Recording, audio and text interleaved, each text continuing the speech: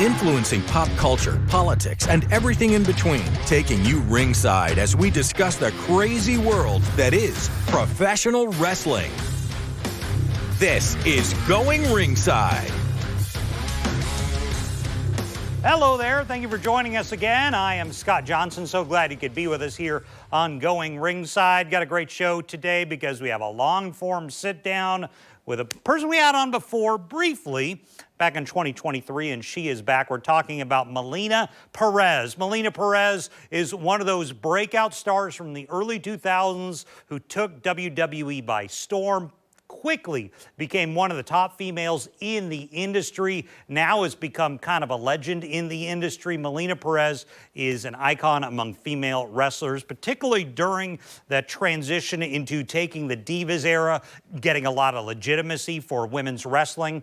And I sat down with her at River City Wrestling Con. I'm going to co-host this segment with friend of the show, Simon Says. So let's get to it. Here's our sit down with Melina Perez. We'll hear a lot of questions from the audience. Let's get to it.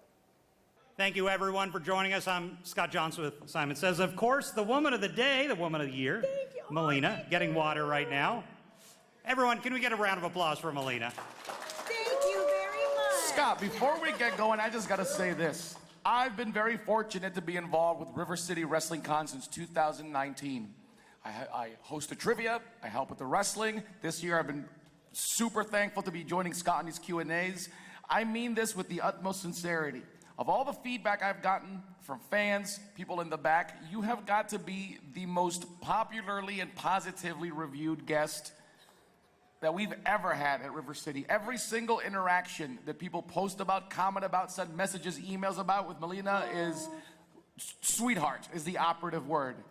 And, right? I mean, if you guys have gotten her line better, it's astronomical. Well, Melina, we'd love to know how it started. It was, if I remember right, it was California? You were in California at the time? Yeah. When wrestling started for you, rather, yeah. Yeah, wrestling started in California. It started when my brother and I were younger, and he would beat me up all the time, like older brothers do to their younger siblings, and wrestling was the only time that we got along. And you were a fan growing up too? Yeah, Okay. yeah. So my family we had WWF, and then we had Lucha Libre. So we loved both. But the thing is like WWF was all about stories and the promo cutting and everything. That's the kind of stuff we watch. Oh, yeah. We're big on 80s movies, so in a way it's kind of like you had your one-liners, you had all the things they said, just like in the movies, but wrestling was like real life. Oh, yeah. So that's the way it felt. So my brother and I just loved watching it. And I was telling one of the other fans that came around, I was like, I did the same thing she did, because she said, I know they say not to try this at home, but I'm like, yeah, I've been there too, girl. I wondered because there weren't as many females when people were young. No. I mean, when I grew up, it was all the boys watched it. The girls didn't watch it as much, but you did. Were girls around you watching it very much? Mm-mm. I was the weirdo, especially in high school. I was such a weirdo, where my friends would make fun of me because, oh, well, you and your wrestling. I was like, what? It's okay. But then at the same time, I think with my brother and my father was a boxer and then he played sports. And then my brother, baseball and everything, it just was normal for me. It never seemed weird. I think maybe if I had a sister, it'd be different, but... So growing up in those times, like Scott said, there weren't a lot of girls watching it, and there really weren't that many women wrestlers in prominent spots. So who was your influence growing up? Did you have a female role model growing up? Sensational Sherry. I loved her. My brother hated her. She's like, she's so mean. I was like, that's why I love her. But I see the similarities in the heel Melina Eminem and the shrieking, and yeah, all right. Was she a influence, you think, for a lot of females? Because she was really it for a big section of the 80s and 90s. But I never saw it, though. That's the thing where I'm like, what? Because everybody usually would say Miss Elizabeth or, they'd say other people, but I never heard praise for Sherry until I said it openly, more people started saying it. Wow. It's kind of like me. Like, people don't really say that they're a fan of mine until Naomi did. And then Naomi started saying it, and that made other people say, oh, it's okay to say I'm a fan. Because sometimes it's taboo, or they're afraid of the reaction they're gonna get, because I get heels don't get love. Oh, yeah. Because how are you gonna love a bad guy? So you go to wrestling school. How does the transition start to school to pro? School to, I think you went to school, if I'm remembering right. Yeah. so, it was, I don't know, they just put me in there. I started doing managing, but at that time it was valet. That's what it was explained to me. I didn't learn how to manage until OVW. But I did 3 matches, I think, where I valeted, and one of my first people that I valeted was Frankie Kazarian. Oh, yeah. We went to the same school, so that was in the beginning stages. And after that, it was like a couple of others, but they're like, you know what, you're one of our strongest girls, like you're always here, let's put you out there. But the thing is I didn't have any female wrestlers to wrestle with. It was just me and Shelly Martinez, and we did that, and I think we did 2 matches, and then she quit for a while, and then I had to go to different states to try to find girls to wrestle. And were you always comfortable behind the microphone? Were you always in the... That took time? That took time. Yeah. Even in OVW, I was horrible on the mic. Everybody would make fun of me, which made it even worse because I'm very shy and introverted at the time. And so this was hard. And then being amongst my peers, where they pick on you, it made me not want to say anything. And especially if they tell you just cut a promo. I'm like, yeah, but about what? Who am I cutting it on? Like, when you get mad at somebody, there's a reason to it. There's stuff already planning in your head. You're looking at the person and you know who it's directly to. But if they tell you just to do it, I got stuck. I froze. Was M&M your first big break in the business? Yeah, in a sense, yes. It's the first time anybody ever believed that I could be a heel. Really? Because everyone said, you're so nice, you're so sweet, you're so cute. Oh, you're for sure a natural baby face. Yeah. Yeah, they were like, you can never be a heel, Melina. You don't have it in you. And I was like, I'll show you. And I did it. And the funny thing is that there were so many people bullying me at the time. They actually were my inspiration for my character. Bullying you in the company or just in life? All of it. All of it, okay. Yeah. So every time somebody acted a certain way and they were like in my face, I would see their facial reactions, the way they did things, the things they were saying to me. I was like, okay. And I just kind of analyze it and take it, put it in my back pocket, and I'm like, okay, let me see what I can do with this. What a way to turn a negative into a positive and become a star doing it. Now, would you say your time with M&M was your favorite time? Yeah. Or did you enjoy your singles run more? I loved all of it, but then I think I didn't fully appreciate M&M in its moments because I was so wanting to do wrestling. I wanted to be a wrestler. So I was so excited about that I started realizing I miss those moments with M&M. Like, I wish we could turn back time because to have that family unit, the way we work with each other, I've never worked with anybody in that way again. It's a certain kind of energy, a certain kind of camaraderie type thing? Yeah, and reaction, because we knew how to play off of each other instinctually by looking at each other. We knew what everybody was thinking at the time, and that was so much fun. M and N got some ratings. The other M got a lot of ratings because of the most iconic ring entrance in the history of wrestling. How did that come about? Because your ring entrance is the thing that made ratings go up on SmackDown. Well, the funny thing is I was very naive at the time. And I didn't realize how other people would see the entrance. I just knew I could do the splits, and I love gymnastics and dance, even though I have no gymnastics background, no dance background at all. I just was able to do the splits because my friend in cross country, when we go to track meets, she just did it. She goes, anybody else can do that? And it's exactly the way that I do it in the ring. She just dropped and did that. And said, yes, can anybody else do that? And I said, I don't know, never tried. And I just did it. And I was like, yeah, I could do that. When that started, when did you realize people are paying attention to this? The second I showed everybody, because John and I forgot, oh my gosh, I wish I could remember my other friend's name at the moment. They were trying to show me how to do a sexy entrance. Okay. And they were doing you need a sexy entrance. A guy named John trying to show you how to do a sexy John entrance. Morrison was John trying to Morrison. show Well, me. he probably could And pull he's it off. You gotta do this, you gotta do that. I was like, nah. well, how about this? And then I just did that, and I do that all the time. And Cornette didn't know. Nobody on OVW knew what I was going to do. So as soon as I did it, like right in front of them, they're like, oh, This was what the before heck? WWE. Yeah. Okay. We did this in OVW. Okay. And that's the reason. Eminem, the entrance, the paparazzi, red carpet. What we were is what WWE saw that, and they're like, yeah, we got to bring that up. What a presentation. And very few people get to carry over Yeah, all of the tools that they built on the developmental or on the indies, and you guys got the whole package. And not only did you have to carry it over, it connected with people. It resonated. You guys were the top faction on SmackDown for a good long while. And this was during a time where you had Los Guerreros, and you had the world's greatest tag team, and it was a who's who of tag teams. And you guys, like Scott said, the ratings, your entrance, the matches. Yeah, people hated me. They hated the scream. They either hated or loved the scream. I got to work with and take moves from all the top guys.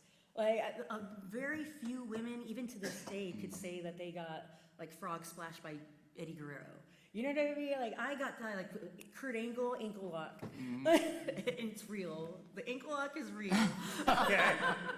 That was not pleasant. So Kurt put an ankle lock. Oh my. Melina, if you had to hang a bow on one particular moment, one particular match for your entire time, what would it be? Do you have one? Oh no, because I was lucky to work with everyone. Ric Flair, Mick Foley. Like there were so many greats. Rey Mysterio, Undertaker. Like I've been very lucky, very blessed. The people that I loved, that like Trish Stratus. All these Gail Kim and Beth and Nikki, like I was very fortunate. Natty, Michelle, I was very fortunate in my career, and I think I would love to keep being around all of these people, the talent, the energy, the beauty of wrestling. But I think my favorite takeaway, I always tell everybody who comes up to the table, I tell them the moment I cross over to the other life, you know, the moment I start, you know, passing away and slipping into the next stage of life, I think what I'll carry with me is that feeling from Royal Rumble. When everybody, even though, not the part where I got thrown out of the ring, but the entrance after, what was it, 17 years of not being in the WWE, and me thinking that people aren't going to remember, and I was the loudest pop of the night. And the love, like not only could you hear it, but you could feel it. I will carry that with me to the next life. Like that's the last image I'll have of this life right here, is that feeling and that beauty that everybody, each and every one of you gave to me. And when I hug each and every one of you, I want you to know I'm trying to give back at least a little bit of that feeling that you gave me, because that was pure love. You guys gave me pure love, and you deserve that too. And in a moment, I want y'all to be thinking of your questions. We're going to open it up to questions. But I do want to ask you something you told me the last time I talked to you a couple years back was backstage there was kind of a double standard for the women. You told me you were a hugger, and it was difficult backstage. Oh my goodness. I was raised that way. My family, you know, we hugged each other, family members, when we had friends. Like, it was like, I don't know, in our nature to hug people. Like, oh, hi. We hug. I always hugged all the kids on the indies. I hugged everybody.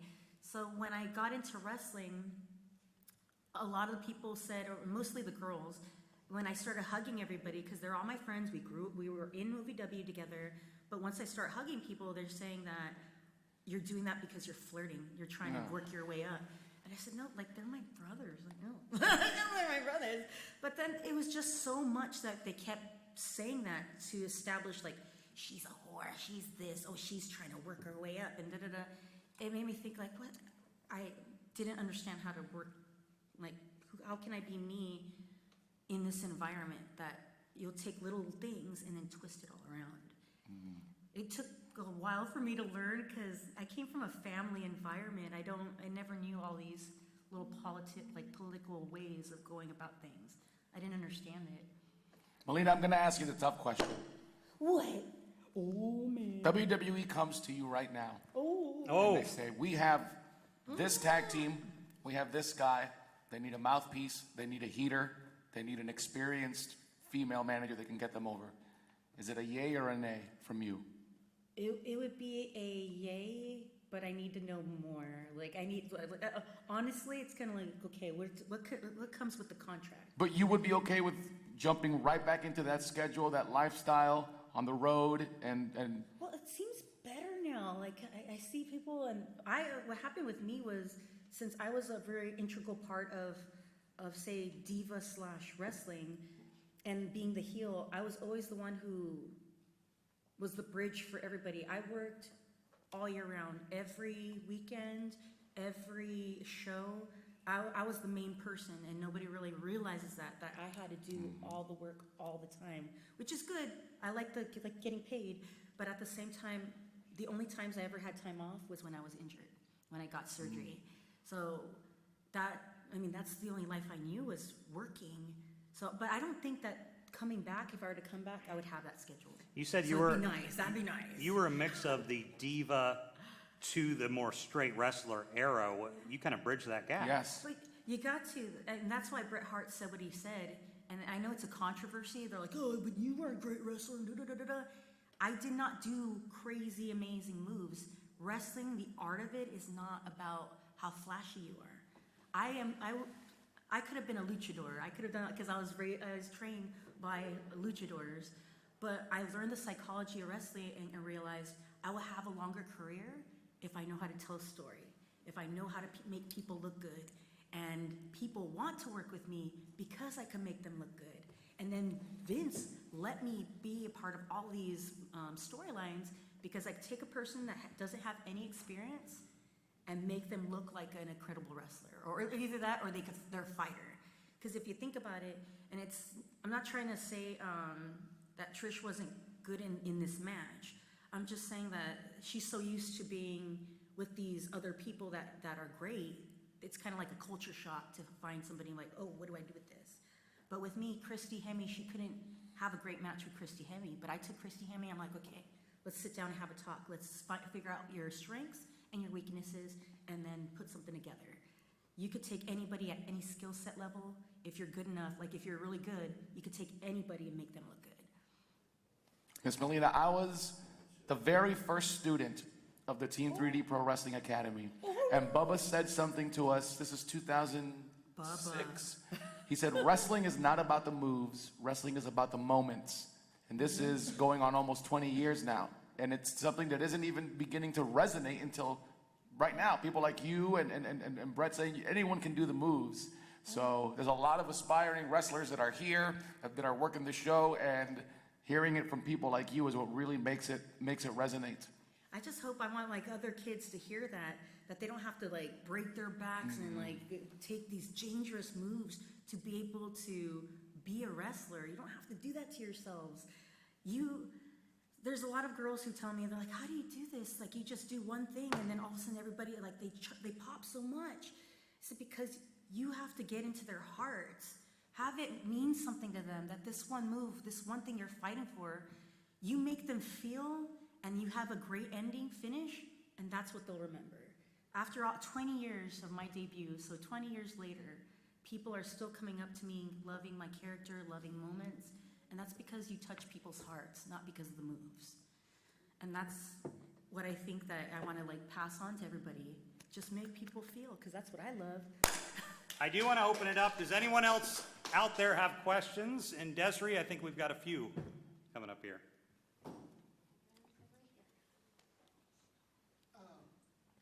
How do you feel like they're bringing back Evolution? Oh, I am so happy. I'm like, about time. What is it, a decade later? Like, when did they originally add it? Like, I am happy, so I'm always going to say, even though I'll pick on them because it's a long time coming, but it's always better late than never. They should. I hope they do this every year. Yeah, and if you can, and how you feel about the mid-card titles now? I would prefer it if they had like their own women's show. You know what I mean? Then there's a reason for these titles. Yeah. But there's just so many titles on so many brands that's just like, man, there's like 20 titles. But I'm happy. I'm happy for Zelina. Yeah. I'm happy. Now I'm happy for Naomi for Money in the Bank match. It's good to see. Yeah. Was that last night? Yeah. Yes. I got a question. I'm just going to ask you and put you on the spot. R-Truth showed up last night. Did you hear about that? Oh my goodness! Were you- But it makes me wonder because I heard all the commotion in the lobby. Oh, you heard it? That's probably what it was. I was like, what's going on? Yeah, he showed back up. Kind of surprised everyone. That's Who's that? awesome! Do you think that's good that I think it was fan outrage that brought him back. What do you Yes, that's what they're saying. Good. Wild. think? Yeah. Oh, that's the support. So I know you had your time in the modeling business, and I know you won, I believe, Miss California in 2000. So what I want to know is what could you pull from the modeling world and the pageant world? Like what did you pull from that and bring it into the wrestling mentality? I think the confidence, like walking that runway. Honestly, even though a part of it's like a little bit pulling from my favorite people that I looked up to, like singers and all of this stuff. And also, I was very much into the fitness world at that time. So I've met some of the fitness competitors, and just watching them was like, wow. And the modeling and the pageant, it's like the way people carried themselves, and it's like, okay. I watched it, and I thought, okay, I'm gonna bring all of this and put it into wrestling. Because the beauty of wrestling is it's everything all wrapped up into one. You got your acting, you got your improv, you got your athleticism. That's where my dad was a boxer, and he'd spar with me. Funniest thing ever. I was not good at boxing because I didn't keep my guard up all the time. So my dad would tag me, and I'd go, pop. Keep your guard up. Did that toughen you up for wrestling? Oh, it did, because believe you me, I kept my guard up. If you watch any of my matches, I'm always covering up because in wrestling, some people don't know how to like pull back. So I used to have I have dark mostly on this side. I have dark indentations, not because of stress or anything. It's because I've gotten so many black eyes that it kind of got permanent. So people will always get you. So I used to have to always put my guard up all the time. So my dad taught me. Right there. There's a lot of females on the NXT roster. If you had to face one female, who would you face? Oh my goodness. Oh, it's so hard. It's like, it breaks my heart because the first person I think was like Roxanne Perez. But I was like, oh no, she's like my little baby. Like, that's my little baby girl. There's also, what is this one girl? She's a surfer. And she does the, man, it is so cool what she does. Like, now, we got this person who has incredible creativity now. And the fact that she pulls that move, what is it? It's like a backflip into to RKO, right? Into the RKO, that takes precision on both ends. Her to be able to do that, and then the other person to be perfectly where you need her to be and the timing right. Like, that is incredible. So, as much credit as I give her for creating that move, I also give credit to anybody feeding for that move, because that takes precise timing. So, Who's next? maybe I go for Rory's her. got a question. Hello. Kind of piggyback off of the questions about like women's wrestling. How do you feel about the state of women's wrestling? Because, you know, you were in that era where it was kind of like, you know, very just pushed over. But now we're kind of in the era where women are main eventing, you know, pay-per-views or PLEs or whatever they call them in different promotions. How do you feel about the current state of women's wrestling? It's gorgeous. It's beautiful. It's amazing. And I'm so thankful to be alive to see. Because in my mind, I kind of thought, maybe it's never going to happen. It's going to happen after, after I pass away type of stuff. Because there's so many people before me who they fought for female wrestling and never got to see how they inspired the next generation and the fruits of that labor. And it may not happen for me, but I'm so thankful that all our hard work of keeping it together, trying to fight, even throughout putting matches and lingerie matches, we still fought forward during these moments so they can have what they have now, and they deserve it. Because I would not want it, like them to go through what I went through. So I'm so happy for them. It's beautiful to see. You just brought up pudding matches and lingerie matches. It was a different era then. What was that like to live through and be a part of? I kind of took it as like, okay, this wasn't on the list of what I wanted to do when I signed up for this, but you know what? gotta try it for the first time, I guess. Let's see how it goes. Like, maybe there's something I can learn from this. I don't know. I always try to take everything and try to put a positive spin, because that's, for me, I keep thinking, when it came to me, Joey and John, they would always test us in some way of, let's see how they react. And I'm like, okay, what? So I was like, okay, maybe I should take everything and put it and say, yes, I'm gonna take this and do the best of my ability. We said it was taking, so for the kids out there, I'm sorry, earmuffs, we're gonna take shit and make shit soup out of it. And it doesn't sound pleasing, but you take something that's awful and you make the best with it. But in my mind, I'm like, I just didn't want to make the soup. I want to make it look gorgeous, as if like we're gonna take like little glamour shots of it. Like, that's my perception, like what I wanted to do. So I took those moments and still try to incorporate wrestling stuff. I still try to do that. Like, I did not give up. And I'm glad that I did that, because I was stubborn enough to keep going and get all the girls to keep going. And even though we got punished a lot, we still kept getting rewarded, because look at me and Michelle got to have a pay-per-view. And that was the first time that we didn't have FIT to be able to monitor us. And even though we kind of got in trouble, but still, that match where we went out in the barricade and everything, that inspired a lot of people. And that's all I wanted. That's all I wanted. Miss Melina, when's the last time the three of you guys were in the same room together, you, Joey, and John? Oh my gosh. It's forever. It's been ages, right? I think since WWE, because when John and I would do conventions, Joy wasn't around. And then when I did conventions with Joey, John wasn't around. So I haven't been in the same room with both of them around me, like together at the same time, since WWE. All right, River City 2026, the M&M reunion. No, I think an M&M here. Ladies and gentlemen, Miss Melina Perez, give some love, guys. Thank you. Awesome. So I appreciate Simon Says helping us out there. And of course, Melina Perez, just an exceptional performer. Every time I've talked to her, just been a kind, gentle person. Wonderful to talk to. Thank you for joining us on this episode of Going Ringside. I'm Scott Johnson. We'll definitely see you back here next time.